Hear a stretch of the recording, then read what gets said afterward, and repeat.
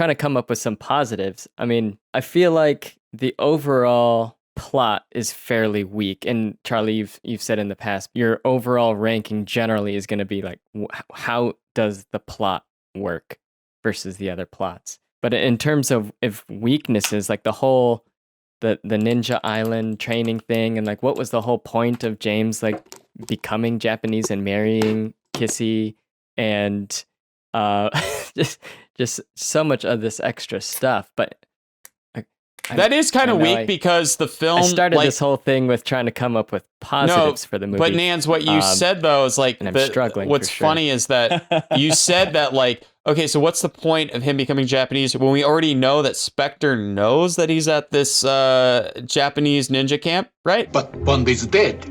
It was in all the newspapers. Rubbish. Bond is alive. Poisoned.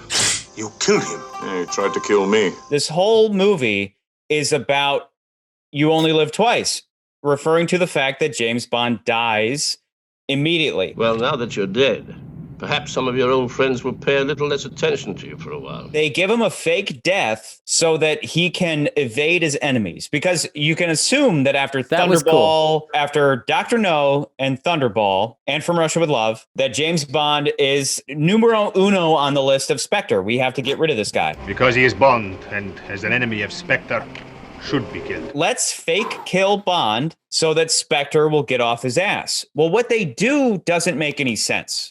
Okay, what they do is Bond is banging a Chinese chick, and that Chinese chick who is working for MI6 is going to bring in some, I don't know what the Chinese variation of Yakuza is, but we're going to bring in some Yakuza dudes who are going to He's going to bring in the tongs, and they're going to and they're going to mow him down, and then they're going to put that story in the newspaper, and then they're going to have a funeral. They should have either had a public execution, right, where a whole bunch of people saw him die, and then they have articles saying he died, and then they have a public funeral where he died, or they could have just planted the articles and had a fake funeral. It doesn't make sense that James Bond gets killed by two guys that rush into a hotel room and shoot him down. Yeah, were they all in on the whole plan for him? They say, I think so. Yeah. The Chinese woman was in. How was the girl?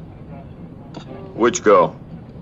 The Chinese one we fixed you up with. Were the two guys in too? It doesn't matter because why did they have this very not public showing of Bond dying to then have a newspaper article that says he's dead?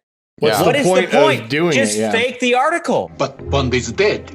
It was in all the newspapers. They did have 5 officers run into that room. It doesn't matter. Like, you still want to do it in public. Everybody is still... officers were English. The officers were English guys, so they could have just... Hey, your queen commands you. Would it have been better if Bond had been in a car accident, or Bond, got syphilis and he should have died suddenly. Terrible age. God damn it. Just, but Charlie, you make a very good point. And again, it goes back to like this, like it goes back to what you said in the last movie, right? You watch the movie and you're like, this is great. I'm enjoying this. This movie's great. But when you really look into it, you're like, wait a minute. To check off like the title of the movie, it's like, okay, well, he has to die, and it makes sense that like we'll hide it from Spectre, but in the way that they do it, the execution is just kind of like, did we really think this through?